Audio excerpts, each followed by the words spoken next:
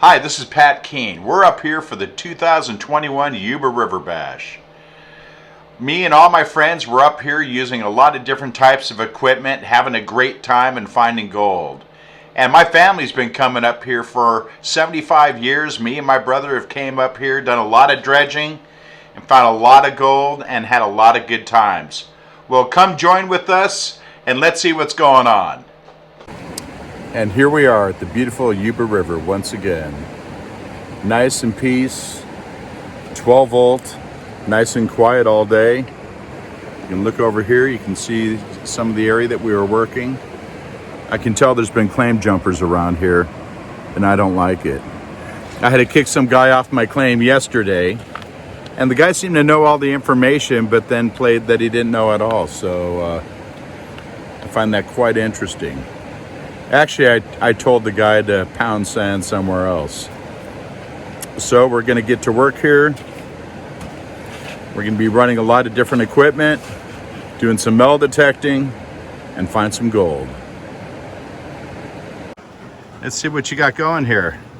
Well, we got some bedrock here. We're working around, dig around it. Got a good target with the metal detector. Looks like you moved a lot of rocks out of there. You got to be careful of that, but I see you got it propped with a pipe and a rock, and you know it's safe. Well, safe as can be. You still got to be real careful. Yeah, looming rocks can really ruin someone's day. Yeah, we don't want to undercut them. You undercut them, and that's when they call them a widow maker. Maybe before we leave, we ought to knock those rocks down out of the way and cover up the spot for next year. Yeah, make it safe for the next guy to come along. Yeah, I noticed you got an interesting spot down here at the bedrock. Yeah, I see that band of mineralization at the bottom, which means it contains a lot of black sand and iron. Yeah, a lot of quartz stringers coming up through it. There you can see the iron rust. And what are you using to scratch it off? You're using your magic fingers down there? Yeah, we got the magic fingers right here. How does that tool work for you? Magic fingers is great. Saves on the fingertips. Yeah. Scraping that rock. It also saves buying a lot of other tools, and you can also pull the rocks out with that as well. Yeah, it works really good on this stuff. Hold it up and show it to us. There we got the adjustment. You can make it wider. Just push her up and get it real narrow. Dig that them fine cracks and crevices. Pretty cool. And what do you got over here? We brought the A52S with a high banker conversion on it. Looks like that's a bigger hopper with the twin pumps. Yeah, and it runs real quiet. Very quiet. Ran about a yard of dirt through it yesterday. Well, you know what's nice about that? With something like that, you don't need a running motor. You don't need to make a lot of noise. You can stay discreet, and you can move a lot of material, especially with that larger hopper with the bigger capacity. We got a Mini Max over there that we're running, and there's a night and day difference between how much material you can actually move. Well, we're pretty excited. We're gonna have some sun here in a little while. It stays pretty shady over here, and we're here to have a good time. Look at that. He's got his new SDC 2300 Mine Lab. Great machine. That's one of my go-to machines also. I have one. But I also have a 6000. And with the 6000, I've already found a few nuggets, but I actually did better with my SDC because I had it in the area first where I was clearing all the rocks and actually digging down into the bedrock. And that's where we seem to find it. When we show you our other spot, you're going to see where someone dug, one of our friends actually, and they left. But really, they just opened the hole for us, so we're going to check that out in a while. And we're also going to show you the new high banker conversion kit made off of a sluice, and that thing works dynamite. Stay tuned. First started out with the A52S out here, and I wanted to run some more material. Be a little closer to the work here, so we got this hopper attachment with the dual electric pumps here. And the high banker setup, super quiet. With the two electric pumps. Got me closer to the work here, so I ain't toting my buckets out to the middle of the river. But you don't have enough current out here to run your sluice box. So that makes it where you don't have to carry the buckets all the way down to your sluice. And we're right here next to our work, so we can run twice as much material Yeah. half the time. And then you got my son here, Edward, feeding the box. Yeah. Go, Edward, go.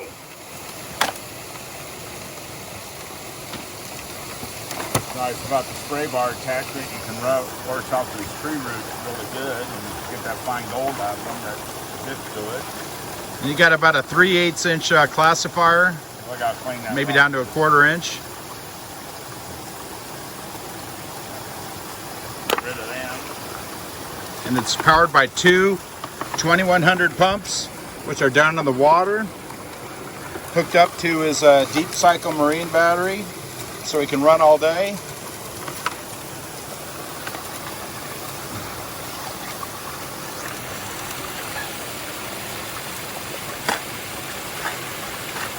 Now you know he's been doing this for a while when he's dragging that material up to the head again, giving it a full chance to wash down through that small grizzly.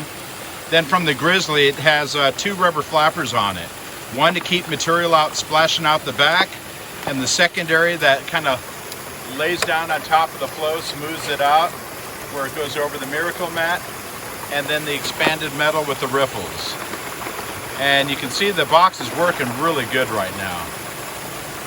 He's got it kind of flat, he's got his hopper kind of low, so we can feed the material into it and have a chance to actually wash some of that clay material. Now if you put the hopper too steep, the material has a tendency to roll off the end of it, so we laid it down a bit and we give it a chance for the water jets to wash the material, emulsify the clays and wash out all the black sand and all the goodies that flow from the hopper down into the actual sluice. And you can see the grizzlies are real tight together, so you got a pretty good classification going into your box. Probably about a 1/4 inch, maybe some of them over time get stretched out to 3/8 inch, and it's working really good. Then up ahead over here we have the actual Mini Max, and he's pumping buckets through there. A little slower feeding, you feed it with the scoop rather than a shovel, but this is for the big boys right here. Hello, this is Mark Keene, and we're looking at the Keene A52S sluice with a sluice extension and the folding hopper mounted on it. Now this unit can also be mounted on top of a conventional A52 sluice, and it works great with that. And you can power it off of what we're doing here, which is two RP 2200 pumps. That's basically about 35 gallons a minute per pump. And with all the friction loss and everything else, we're probably combining the two pumps together close to 50 gallons a minute going into the hopper. Now it really does a good job of washing off the clays and liberating the material from the roots and things like that. But I really like the way the machine works. It's silent, it's easy to use, it's compact for storage, for transportation, and it's pretty light. And I've actually had several customers who I've spoken to about it who have purchased it from us, and they told me that they're able to process up to about 1 yard an hour as long as you have some, relatively clean material. Now I have taken this machine out myself on 2 separate occasions, and I was able to kick the hopper up at a steeper angle, and I was able to process about 1 yard an hour myself. Not that my back can take it for long, but the machine really did a good job. I was super happy with it.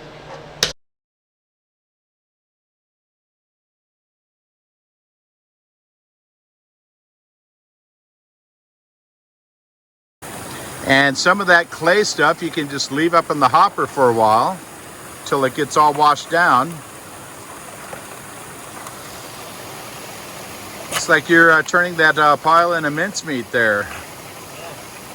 And you can see he's got a little bit of material over here that still needs to be run, actually scratching underneath that bank. Being careful of the loomers up above, you got to be real careful. People get hurt when they don't know what they're doing. We got a rock propped underneath there, we got a pipe right there, but we checked it out very carefully to make sure it was secure in the hillside, and it's hitting at a couple of points where it's resting against the other rocks, and that makes a difference. Otherwise we wouldn't even be digging there.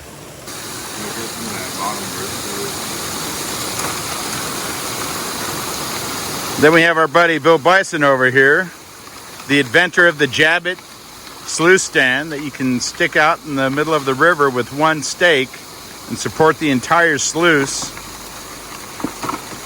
And the sluice can actually swing back and forth with the flow, and it works fantastic. We'll get a chance to see one of those working while we're up here too. And that you can stick out in the middle of the current where you don't need any rocks, where you don't need to prop anything against it. Wash off those rocks real good.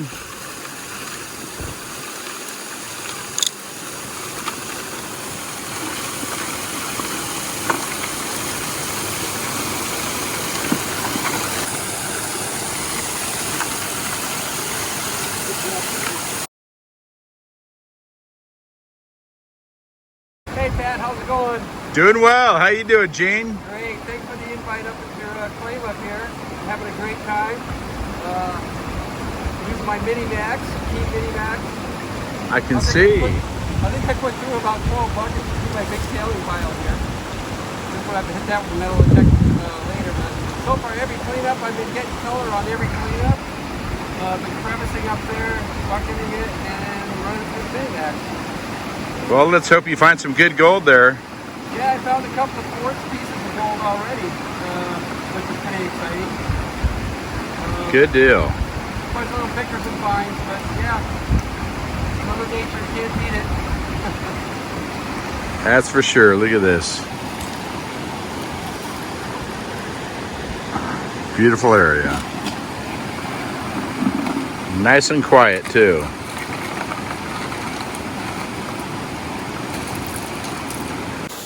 Okay, here we are. We've ran a lot of material through here. I think the guys have probably run a good 30 buckets today. And we figured we'd do a quick cleanup and see if there's any gold or any color in the box. So we're gonna break it down and see.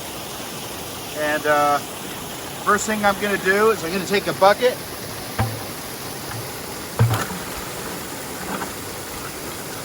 and set a bucket at the end.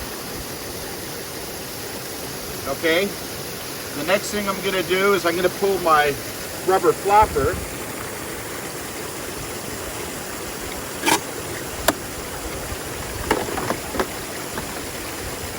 We got the box a little higher of a tilt right now. Always make sure you put that shit together. And make sure you don't lose your pieces. Next thing we're going to do is we're going to take our classifier out.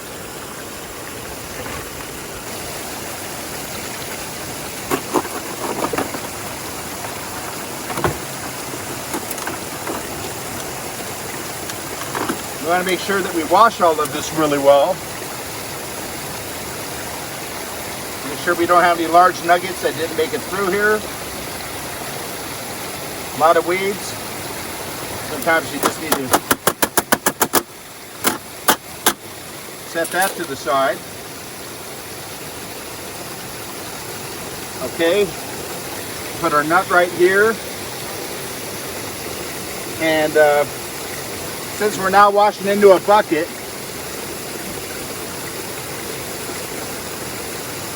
we had to do a little makeshift on this. Because you left some of the hardware at home. But that's not a problem.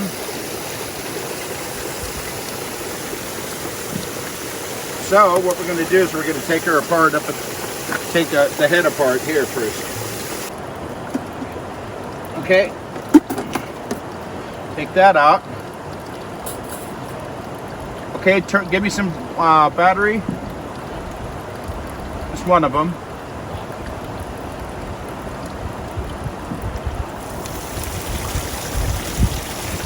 Now we got a little bit of a buildup of concentrates in here on top of the mat.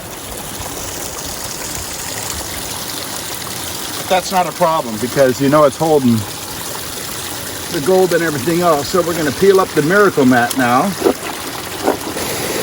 Okay, kick one pump off.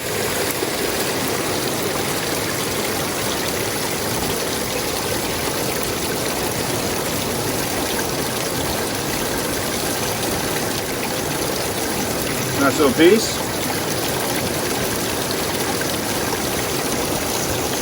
Look at that.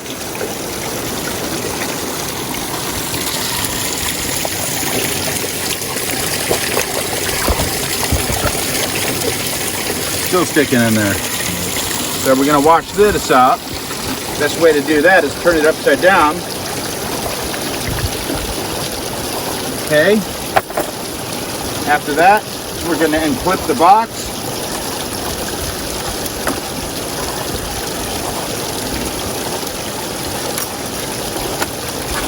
And we're going to pop up the riffle. Set that back there like so.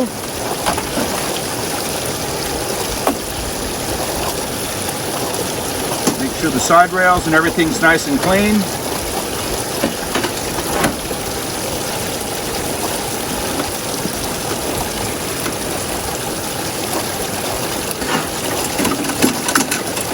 Good enough. Now we've got, look at that, two pieces hanging out up here.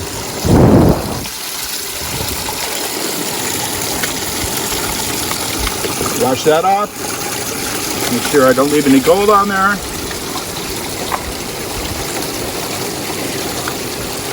Take a Miracle Mat.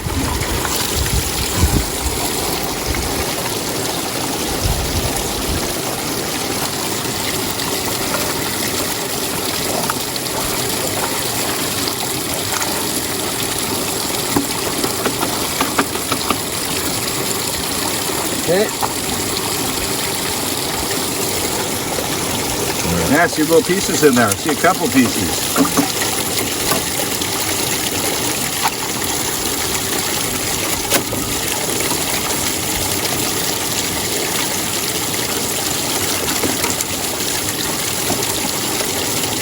Clean enough. Now,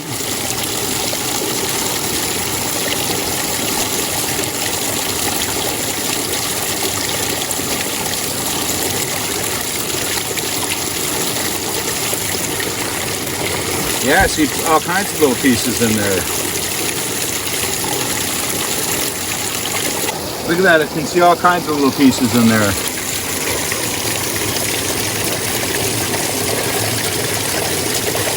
Look at that, there's 3 pieces right there.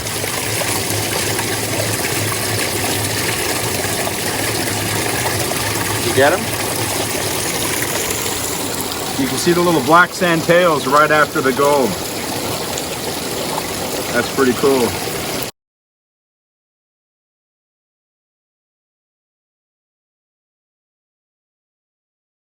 We are right next to Brett's hole, and there's a big rock right here that we just rolled out.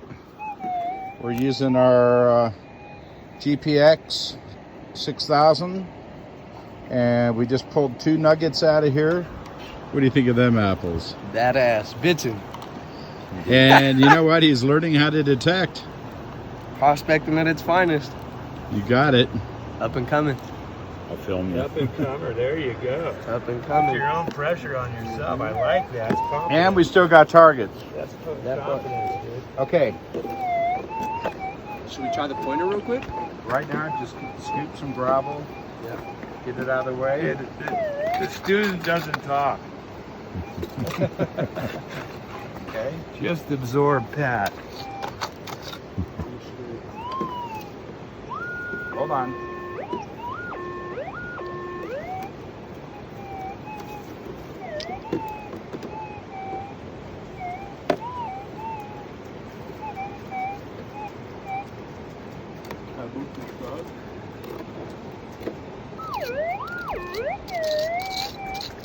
Nuggets for everyone. It's not always like this, let me tell you. Man. We've dug up probably 30, 40 pieces of lead, bunch of sinkers, little pieces of can, and I think we got about 10 targets out of this hole. But like I try telling all my friends, don't worry about what's on the surface. You got to clean the garbage out to get to the gold below it. And now we're in the bottom of the hole right here. We're going to enlarge it We're not going to stop till we stop getting any form of readings whatsoever, but I'll tell you, the 6000 is one hell of a machine, and I'm pretty happy with it. I also have a SDC 2300, but this machine here seems to be a little more sensitive, and it goes a lot deeper. But it doesn't have the same attributes of being completely waterproof. Okay, Scoop. We're gonna see if we can find something else here.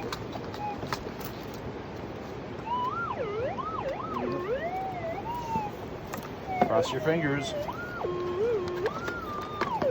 Okay, hold on. Hold on.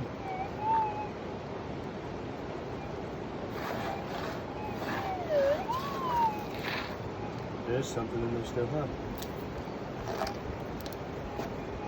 Nope. No. I still got it. Okay. It's in there.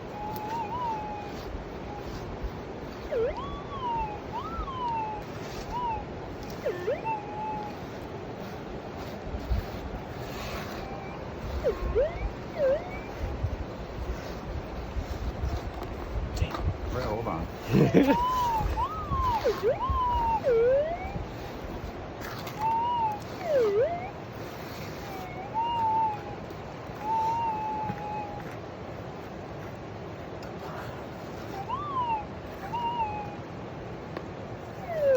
Right there.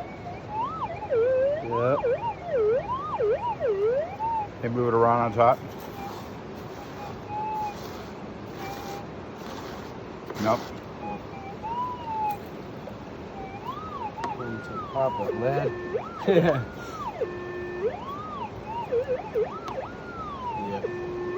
Okay, let's keep going.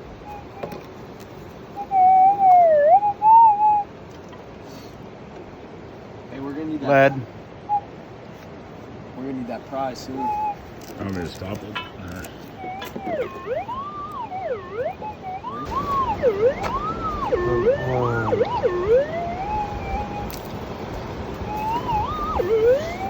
Going to pop up.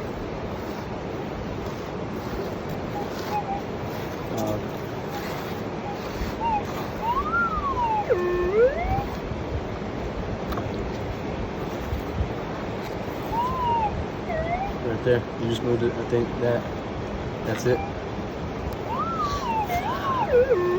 Okay. Another piece of iron. I think we dug out about total 20 pieces out of the spot. But you don't walk away till you get all the iron cleaned out. Never know what that might be. That's the sound I like hearing right there. Right there.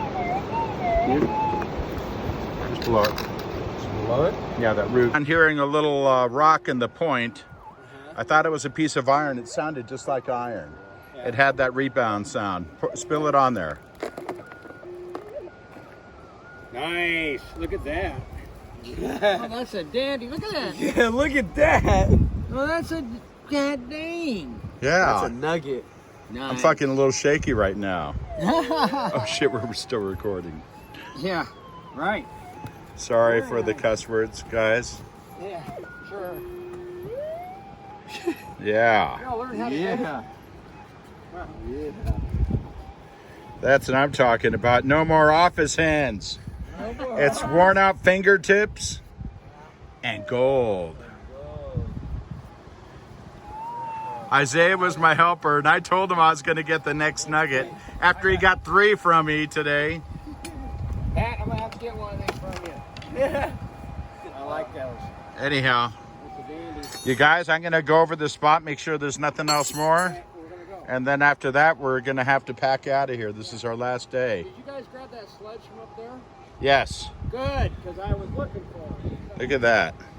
I'd say that piece is probably a pennyweighter. I went back and forth. Made my day.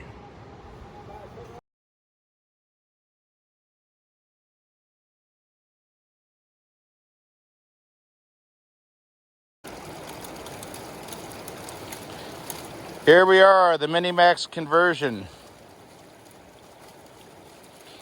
Basically an A52 sluice, the older style with the normal riffles, with the end cap assembly and the Mini Max header, and the valve and the 2100 pump, all made in the USA. Why don't you tell us a little bit about what you're doing and what you like about it? Besides it being completely silent. Quiet. With the matting up top, you can really get a good idea of what you're catching. See the majority of it right up there on top. Easy to pack up, fold, and carry around. And if you get anything big, it stops right here on the screen, just like a little Chinese coin. And you got your 35 amp hour battery, and that's the flood header. It's got a nice little flow going over the riffles with an interchangeable 1/4-inch classifier to a set of grizzlies if you want. But here with a lot of the clay material, we have a tendency to use the 1/4-inch mesh woven wire because it helps hold back the material a little bit better and gives you in time to inspect your pieces and rocks. And that's where you find your Chinese coin also, right? Yep, it was dead center, right on top. Awesome. I had the... Look at that. You got all the comforts of home. You got cold sodas, your pack of smokes. Yeah. Right next to the river where it's safe. Not up where the dry brush is. Be very careful. Sluice is working really good. It's running real slow. That's how it should be. Creating a good eddy current. Looks like the riffles are concentrating the material real well. Let's go in with a little closer look. Now you notice some of the people have the sluice too much of a tilt, and then the water has a tendency to leap over the riffle. Yep. And that's not good. You're trying to minimize the turbulence, but enough of an eddy current that's going to sweep gold behind the riffles. Keep it as flat as Don't possible. tell me that's another one of them pickle sandwiches again. No, Thank God. ham and spinach, mustard. That looks good. I'm sticking to the old-fashioned peanut butter and jelly. Food of miners. Yeah, my wife asked me about the maple deer. I go, hell no, he's not going to eat it. Oh, don't never say never. All right.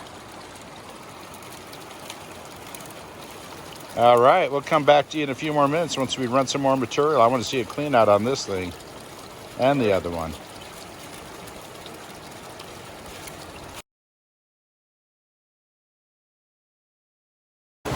Bigger rocks, you get into the gravel where the gravel's been dropped.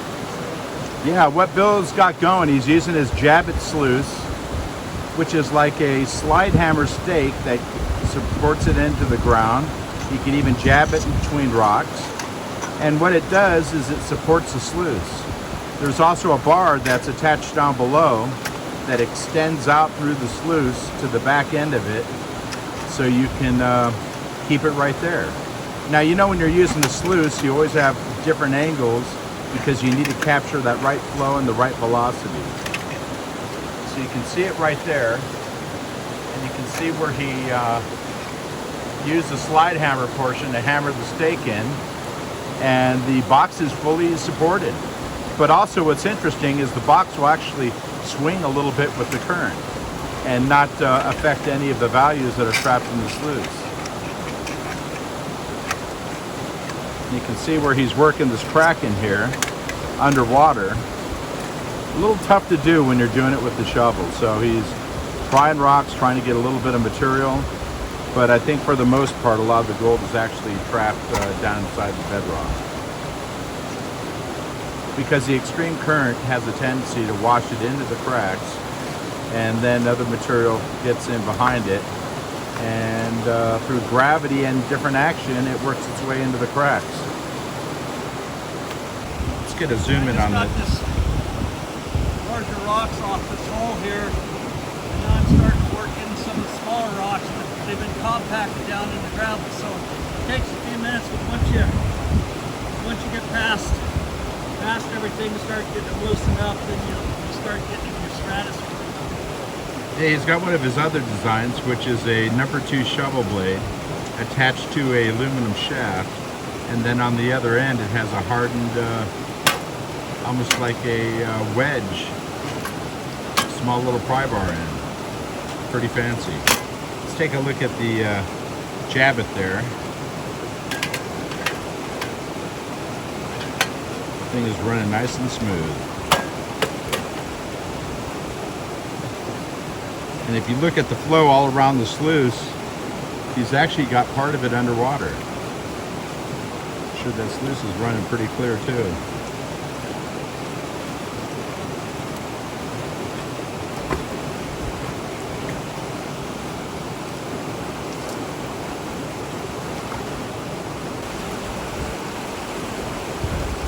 That Jabbit sure does work good for certain places. You get into deeper water, the legs aren't going to help you, but the slide hammer stake Jabbit does a great job.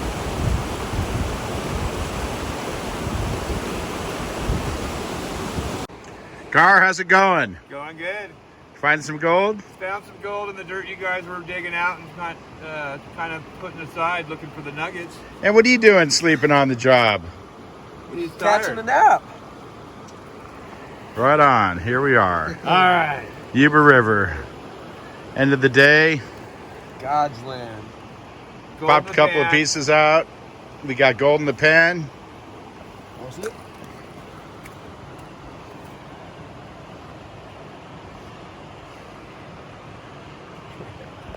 So I'm kind of shaky. Yeah. That's what we're talking about. Yeah. You know, Downeyville is a very special place, especially for me and my family that have been coming up here for over 3 generations, and we have found pounds of gold up here over the years.